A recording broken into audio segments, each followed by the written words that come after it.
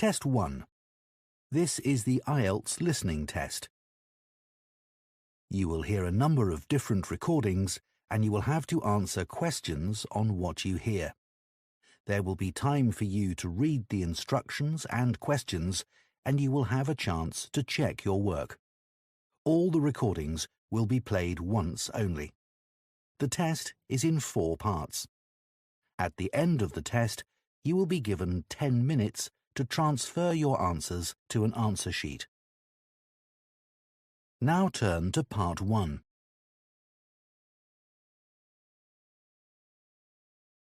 Part 1.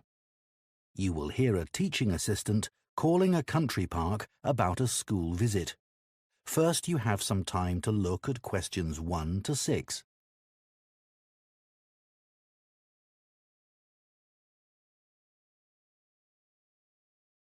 Two of our classes. OK. What would you like to know? Well, I'm new to this area, so perhaps you could tell me something about the park first, please. Of course. Altogether, the park covers 170 acres. That's 69 hectares.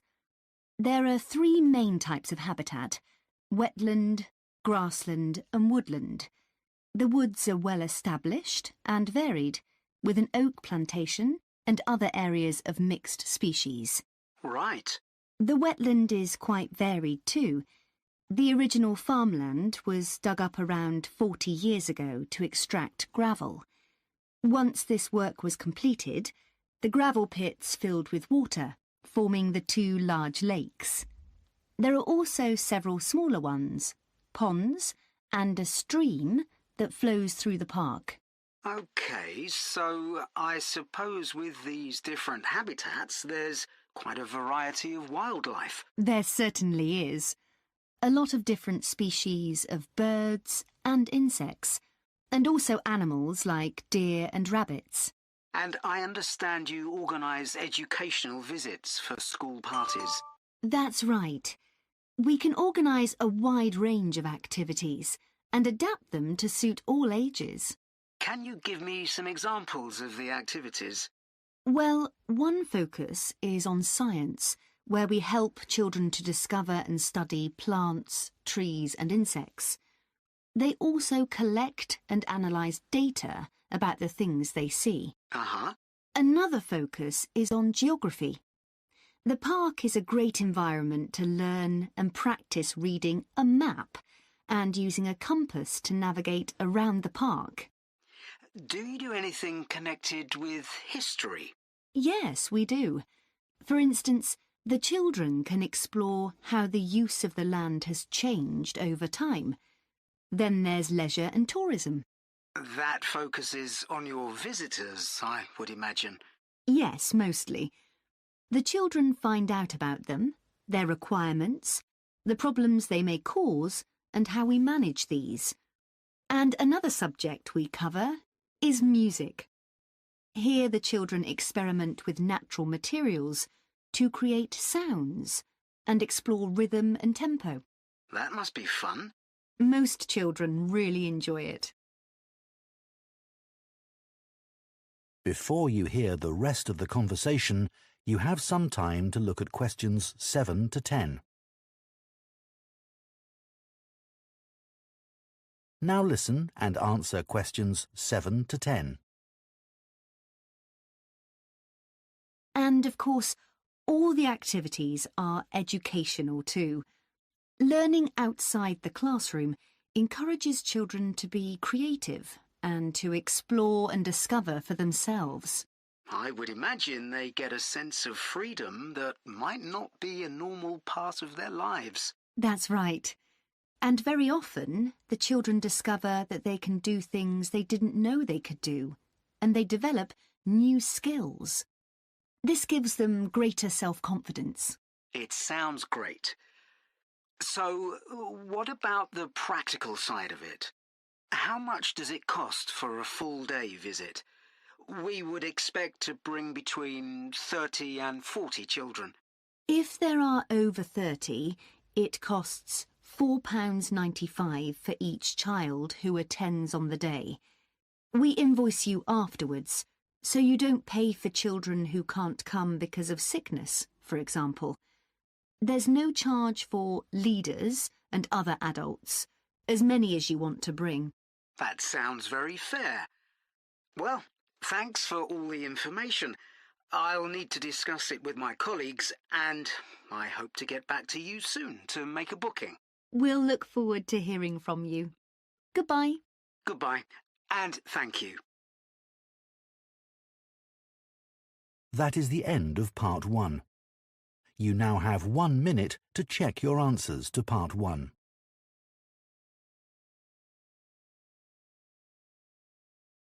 Part 2.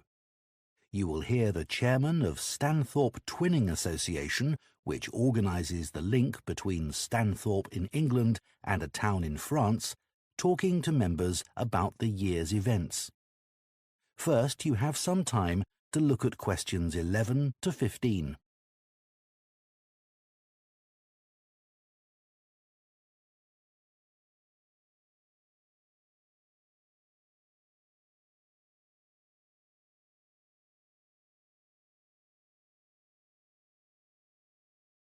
Now listen carefully and answer questions 11 to 15. It's great to see so many members of the Twinning Association here tonight. Since the twinning link between our two towns, Stanthorpe here in England and Malat in France, was established, the relationship between the towns has gone from strength to strength. Last month, 25 members of the association from Stanthorpe spent a weekend in Malat. Our hosts had arranged a great programme. We learned how cheese is produced in the region and had the chance to taste the products. The theme park trip had to be cancelled, but we all had a great time on the final boat trip down the river. That was the real highlight.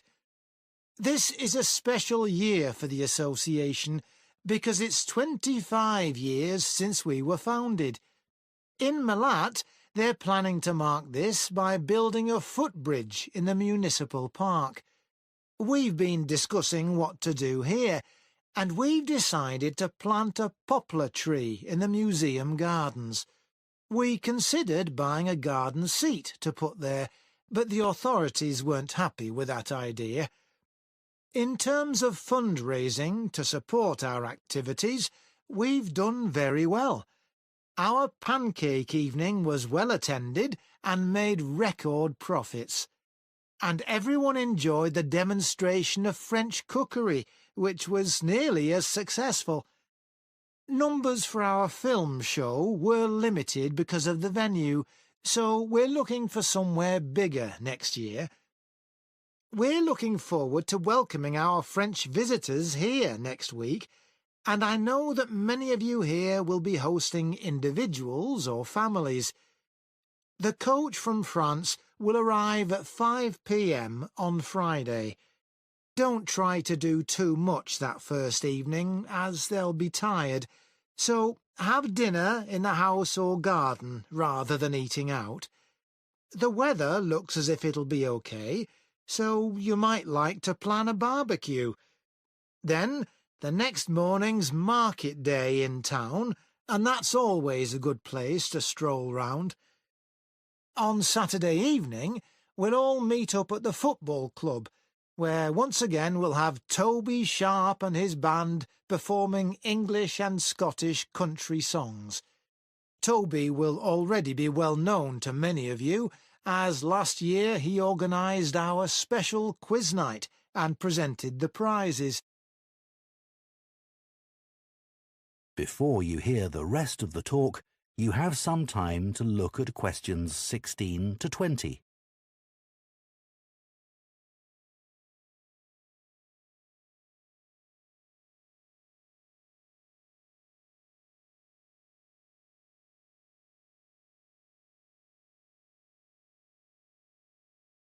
Now listen and answer questions 16 to 20. Now, on Sunday, we'll be taking our visitors to Farley House. You may not all be familiar with it, so here's a map to help you. You can see the car park at the bottom of the map. There's an excellent farm shop in the grounds where our visitors can buy local produce. It's in the old stables, which is the first building you come to. They're built round a courtyard, and the shop's in the far corner on the left. There's also a small cafe on the right as you go in. I know that one or two of our visitors may not be all that mobile. The main entrance to the house has a lot of steps, so you might want to use the disabled entry. This is on the far side of the house from the car park. Children will probably be most interested in the adventure playground. That's at the northern end of the larger lake, in a bend on the path that leads to the lake. There's lots for children to do there. There are a number of lovely gardens near the house. The kitchen gardens are rectangular and surrounded by a wall. They're to the northeast of the house, quite near the smaller lake. They're still in use and have a great collection of fruit and vegetables. The Temple of the Four Winds is a bit more of a walk, but it's worth it. Take the path from the car park and go past the western sides of the stables and the house. Then, when the path forks, take the right-hand path. Go up there with the woods on your left, and the temple is right at the end. There are great views over the whole area. OK, so That is the end of Part 2. You now have 30 seconds to check your answers to Part 2.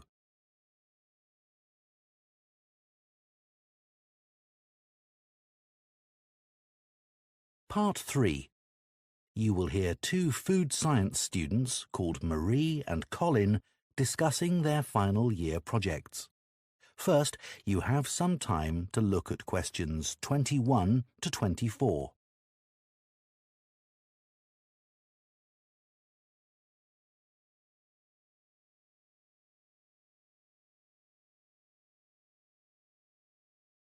Now listen carefully and answer questions 21 to 24. I haven't seen you for a bit, Marie. No, I've been busy with my project.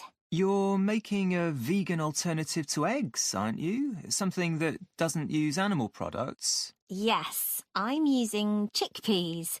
I had two main aims when I first started looking for an alternative to eggs, but actually I found chickpeas have got more advantages. Right.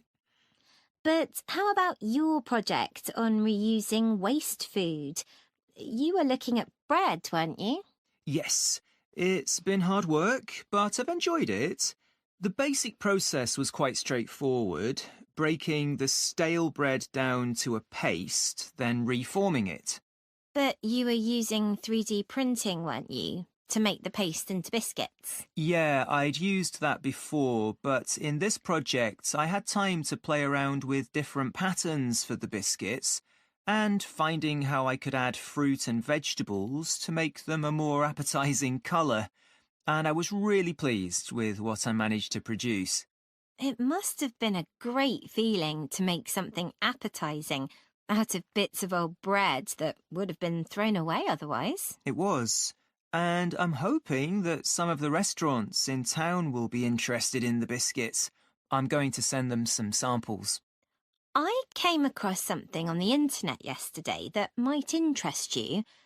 It was a company that's developed touch-sensitive sensors for food labels. It's a special sort of label on the food package. When the label's smooth, the food is fresh. And then when you can feel bumps on the label, that means the food's gone bad. It started off as a project to help visually impaired people know whether food was fit to eat or not. Interesting. So, just solid food? No, things like milk and juice as well. But actually, I thought it might be really good for drug storage in hospitals and pharmacies. Right. And coming back to food, maybe it'd be possible to use it for other things besides freshness, like how many kilograms a joint of meat is, for example. Yes, there's all sorts of possibilities. Before you hear the rest of the discussion, you have some time to look at questions 25 to 30.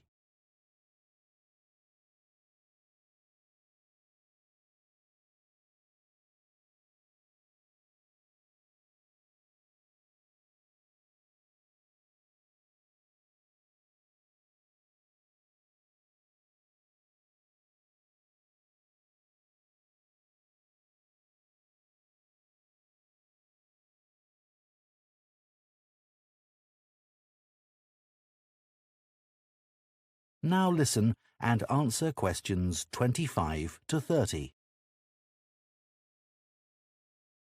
I was reading an article about food trends predicting how eating habits might change in the next few years. Oh, things like more focus on local products. That seems so obvious, but the shops are still full of imported foods. Yes, they need to be more proactive to address that. And somehow motivate consumers to change, yes. One thing everyone's aware of is the need for a reduction in unnecessary packaging. But just about everything you buy in supermarkets is still covered in plastic. The government needs to do something about it. Absolutely. It's got to change. Do you think there'll be more interest in gluten and lactose-free food? For people with allergies or food intolerances? I don't know.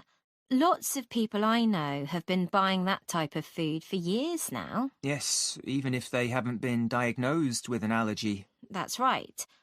One thing I've noticed is the number of branded products related to celebrity chefs. People watch them cooking on TV and then buy things like spice mixes or frozen foods with the chef's name on. I bought something like that once, but I won't again. Yeah, I bought a ready-made spice mix for chicken, which was supposed to be used by a chef I'd seen on television. And it didn't actually taste of anything. Did the article mention ghost kitchens used to produce takeaway food? No, what are they? Well, they might have the name of a restaurant, but actually they're a cooking facility just for delivery meals. The public don't ever go there. But people aren't aware of that. It's all kept very quiet. So people don't realise the food's not actually from the restaurant? Right. Did you know more and more people are using all sorts of different mushrooms now to treat different health concerns? Things like heart problems. They might be taking a big risk there. Yes, it's hard to know which varieties are safe to eat. Anyway, maybe now we should... That is the end of part 3. You now have 30 seconds to check your answers to part 3.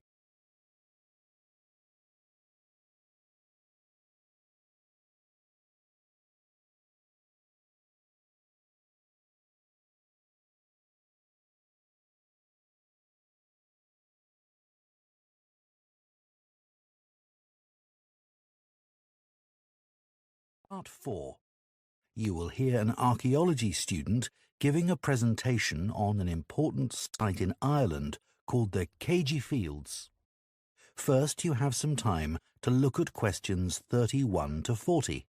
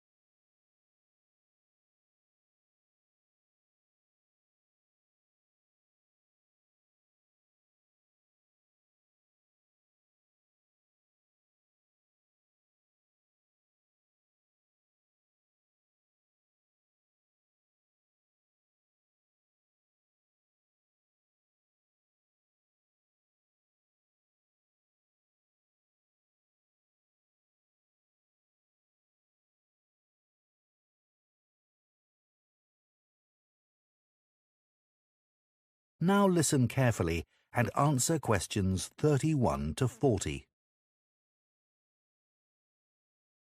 For my presentation today, I'm going to talk about the Cambridge fields in the northwest of Ireland, one of the largest Neolithic sites in the world. I recently visited this site and observed the work that is currently being done by a team of archaeologists there. The site was first discovered in the 1930s by a local teacher, Patrick Caulfield. He noticed that when local people were digging in the bog, they were constantly hitting against what seemed to be rows of stones. He realized that these must be walls, and that they must be thousands of years old for them to predate the bog which subsequently grew over them. He wrote to the National Museum in Dublin to ask them to investigate, but no one took him seriously. It wasn't until 40 years later, when Patrick Caulfield's son, Seamus, who had become an archaeologist by then, began to explore further. He inserted iron probes into the bog to map the formation of the stones, a traditional method which local people had always used for finding fuel buried in the bog for thousands of years. Carbon dating later proved that the site was over 5,000 years old and was the largest Neolithic site in Ireland. Thanks to the bog which covers the area, the remains of the settlement at Cambridge Fields, which is over 5,000 years old, are extremely well preserved. A bog is 90% water, its soil so saturated that when the grasses and heathers that grow on its surface die, they don't fully decay but accumulate in layers. Objects remain so well preserved in these conditions because of the acidity of the peat and the deficiency of oxygen. At least 175 days of rain a year are required for this to happen. This part of Ireland gets an average of 225 days.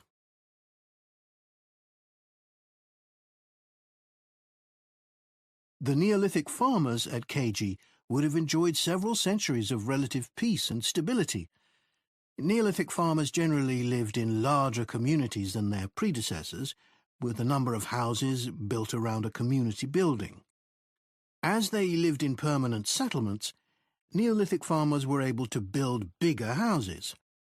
These weren't round, as people often assume, but rectangular, with a small hole in the roof that allowed smoke to escape. This is one of many innovations and indicates that the Neolithic farmers were the first people to cook indoors. Another new technology that Neolithic settlers brought to Ireland was pottery. Fragments of Neolithic pots have been found in Cambridge and elsewhere in Ireland. The pots were used for many things, as well as for storing food. Pots were filled with a small amount of fat, and when this was set alight, they served as lamps. It's thought that the Cambridge fields were mainly used as paddocks for animals to graze in. Evidence from the Cambridge fields suggests that each plot of land was of a suitable size to sustain an extended family. They may have used a system of rotational grazing in order to prevent overgrazing and to allow for plant recovery and regrowth. This must have been a year-round activity, as no structures have been found which would have been used to shelter animals in the winter. However, archaeologists believe that this way of life at Cambridge ceased abruptly. Why was this? Well, several factors may have contributed to the changing circumstances. The soil would have become less productive and led to the abandonment of farming. The crop rotation system was partly responsible for this, as it would have been very intensive and was not sustainable. But there were also climatic pressures too. The farmers at Cambridge would have enjoyed a relatively dry period, but this began to change, and the conditions became wetter as there was a lot more rain. It was these conditions that encouraged the bog to form over the area, which survives today. So now I'd like to show you some... That is the end of Part 4. You now have 1 minute to check your answers to Part 4.